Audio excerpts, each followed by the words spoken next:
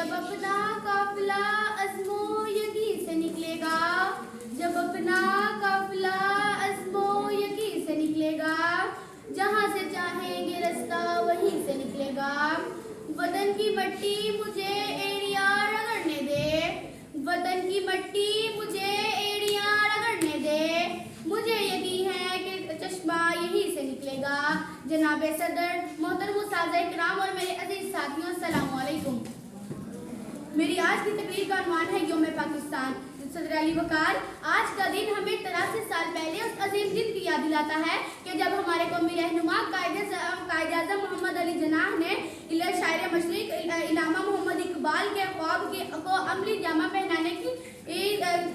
की बुनियाद रखी। सदर अली वक़ार, ये बात उस वक्त की है जब हमारे मुसलमान जुल्म की चक्की में पिस रहे थे और कांग्रेस की बेचार सियादतियों ने ये साबित कर दिया था कि मुसलमान और हिंदुओं दो अलग अलग कौमें हैं, इनके नजरियात, अफकार और रस्म और रवाज दोनों अलग अलग हैं। सदर अली वक़ार, हिंदुओं और अंग्रेजों की तमाम साजिशों के बावजूद बानिया पाकिस्तान अजीम मुफक्कर इल्लामा मोहम्मद इकबाल के ख्वाब की ताबीर के लिए मुसलसल कोशा रहे। जनूबी एशिया के मुसलमानों ने गुलामी की जंजीरें काटने और आज़ाद रियासत के हसूल का पुरअमन फैसला किया और आज ही के दिन तारीख साज़ करारदादें मंजूर की, जो बाद में करारदाद पाकिस्तान कहलाती है। सदर अली वक़ार, 23 मार्च 1940 को लाहौर के मंटो पार्क में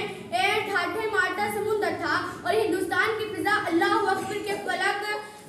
शिगाफ नारों से गूंज रही थी, जहां मुसलमानों ने अपनी आनी जज्बों और फौलादी इरादों से पुख्ता अज़ाइम के साथ वतन अज़ीज़ की बुनियाद रखी और सिर्फ 7 सालों बाद 14 अगस्त 1947 को इस्लाम